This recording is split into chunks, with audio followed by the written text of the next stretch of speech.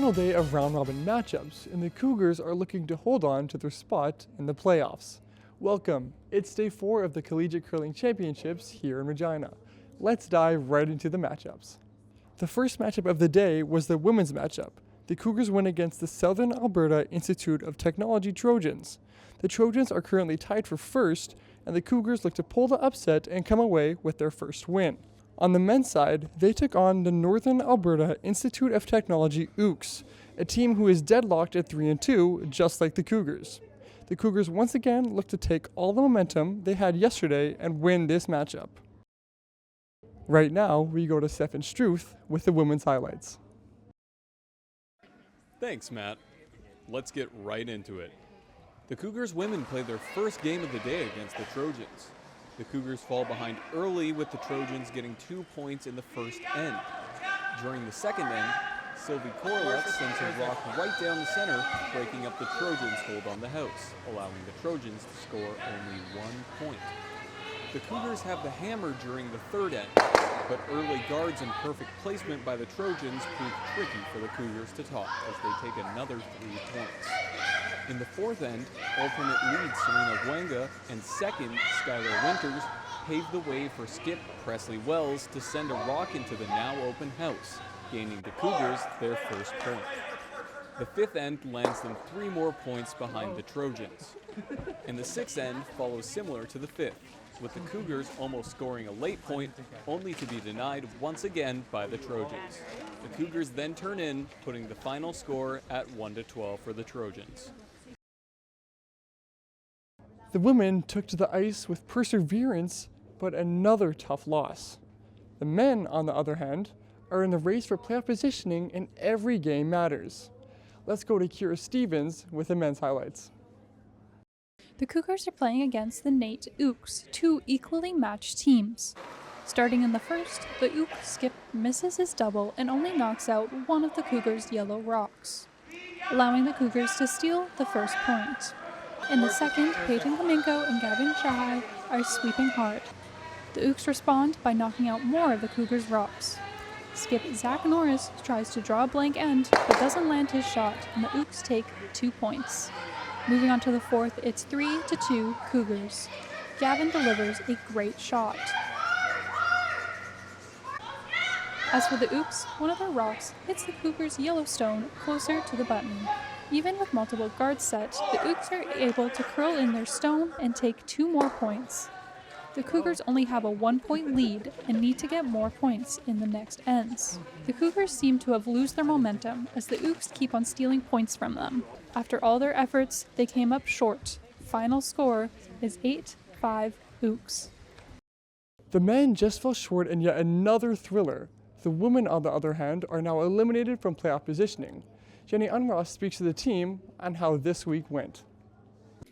The Cougars women have faced a challenging week, but they all insist there's more to this tournament than just winning and losing. So I wanted to find out what first drew them to curling. Support from my grandparents. They always came and watched our games and our practices. They saw the highs and lows, mostly lows because I was just starting out. My parents too, they are quite busy, but I got a lot of encouragement from everybody.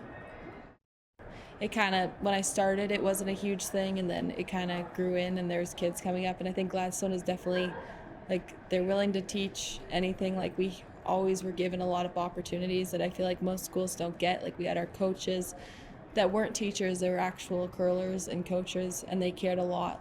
They really did care. And after I emailed Brayden, I sat down and went on TikTok, because TikTok has all the answers these days, and I searched up how to curl because I had never been on there, and I was scared that I would fall or I didn't know what to expect.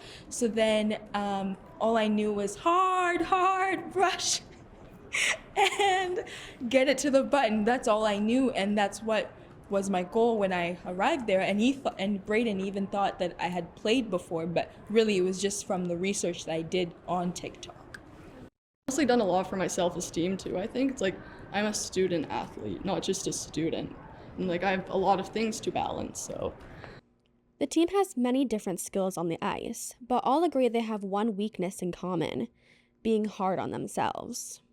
And I think my weakness is focusing on the negatives of what I'm doing and not focusing on like, well, I'm doing this really well or I'm doing this really well. Like, well, I'm doing that bad and I need to be better at that. It doesn't really tell who we are as a team, you know? So somebody could just see the scoreboard, Assiniboine 0, the other team 5, and judge us based off of that. So I think sometimes it does get to us a little bit and does affect how we play. But at the end of the day, the score doesn't really show how we played. It just shows who won in the end, but we know we're better than what the score says. I'm probably hardest on myself. Some mistakes that I've been making on the ice are easy ones that I don't typically make, or I'm just kind of reverting back to my old habits. So I'm just really hard on myself if I don't make those shots, and I feel like I'm letting everyone down. But then at the end of the day, we always talk about it, and we're just encouraging each other on like, it's okay, it's just a game, we're just trying to have fun. My weakness would probably be just not letting pressure get to me. I feel like I'm very much a mind game, and sometimes I get frustrated with myself, and I let that bring me down, and I miss a couple shots because it's all a mind game. And yeah, I think that's probably my weakness that I need to work on, is just kind of going more with the flow and not putting so much weight on myself. But, yeah. Weird. What did the Cougars women's team take away most from this championship experience? I think it really could prepare us for next year because this is all of our first year here, and now we know what to expect when we come next year. And I think we played to the best of our abilities. We might have gotten a bit lazy on some shots, but I think we just need to keep our morale up for the next game and keep going. With the experience, it was very cool being here. We were playing some really good teams, but honestly, just the experience of knowing how like these girls have been together for years, most of them, and yeah, it was just incredible actually to watch just how the communication other people have, and like we have it too, but just how we can get there if we just keep practicing. And you know, like I was saying earlier, I haven't really coached a team that's been so new as a group, but new to this scene as well. So the challenges that I kind of forget that we went through as like a team when I was that age, I kind of forgot that we went through all these challenges that we are going through now. So like I've learned a lot as a coach, and now I can kind of be better prepared to support moving on, whether that's next year with these girls or new girls or other teams in the future. One player gives us insight on playing as a mature student on a college team. Different, kind of changes the dynamic slightly, but I'm used to playing with my kids who are the same ages as my teammates, right? So it's not an unfamiliar experience, but I think it's definitely different for them to have someone my age on the team. And what about curling in the future? My cousin and I have talked about joining just like a separate women's league, or just make up our own team and continue with that. We always kind of fantasized about us being old and drinking and curling still when we're like 70, so I'm definitely going to continue with it. The Cougars women didn't get exactly the turnout they might have wanted, but they played with heart, and it seems like they came away with something more than just points. I just think like it's such an amazing program that Assiniboine offers that it's like I hope that we can attract more people to the Westman area, Assiniboine College, and grow the sport in Brandon and Westman. After the first games, the Cougars had a 7-hour break before they played again. In the meantime, let's take a look at the matchups. This evening, both Cougars teams started on the same side of the rink. This time, the Cougars women played the Mohawk Mountaineers, a team that has only one win, so they're hoping this will be their first win of the tournament, ending it on a positive note.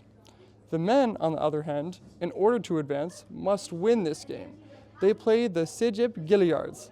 They are tied for second, so the Cougars have their work cut out for them. It's going to be a fun evening for Cougars curling.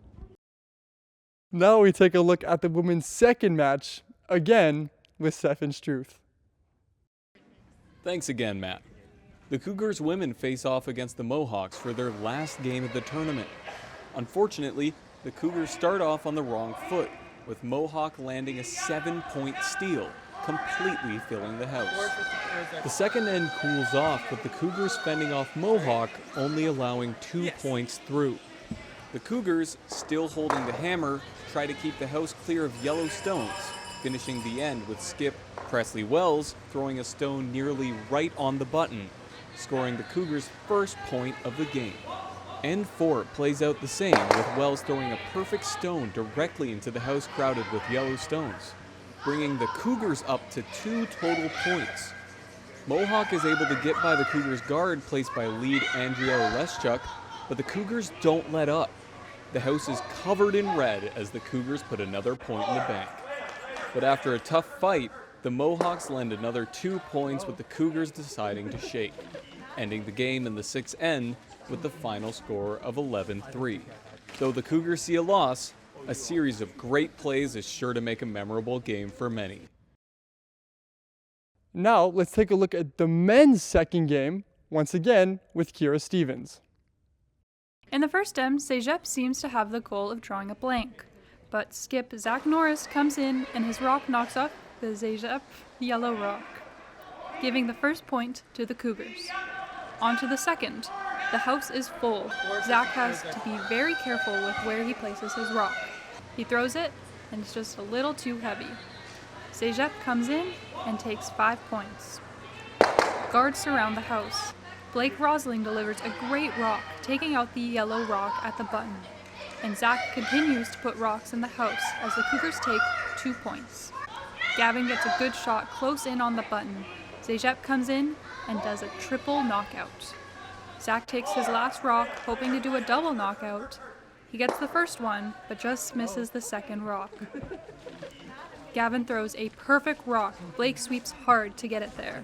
But Cégep come in and get a rock even closer. The final is 9-4 Cégep. Last year, the Cougars men didn't win a single game. This year, up until today, they were in the running for the finals.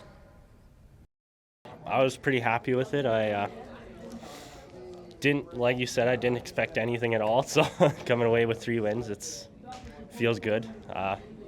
We beat teams that we lost to terribly last year, so that's good. Promising next year if Zach comes back and skips and we get some more guys in, I think it'll be a promising season. Yeah, I'll be back next year, and hopefully we have another good team again and good group of guys, so hopefully next year we'll come home with a medal. I yell when need be, but otherwise they get the point, they hear me, so I don't need to be being too obnoxious out there. I don't think yelling makes a difference. Like, if Zach's yelling at me, I'm not going to sweep any harder. Like, I'm already sweeping as hard as I can, so it's not going to make a difference. I recognize lots of these teams. They were pretty much all here last year, so they work really well together. So I think us coming in as a new team, we played pretty good. I'm going to say that it was fun playing with you guys.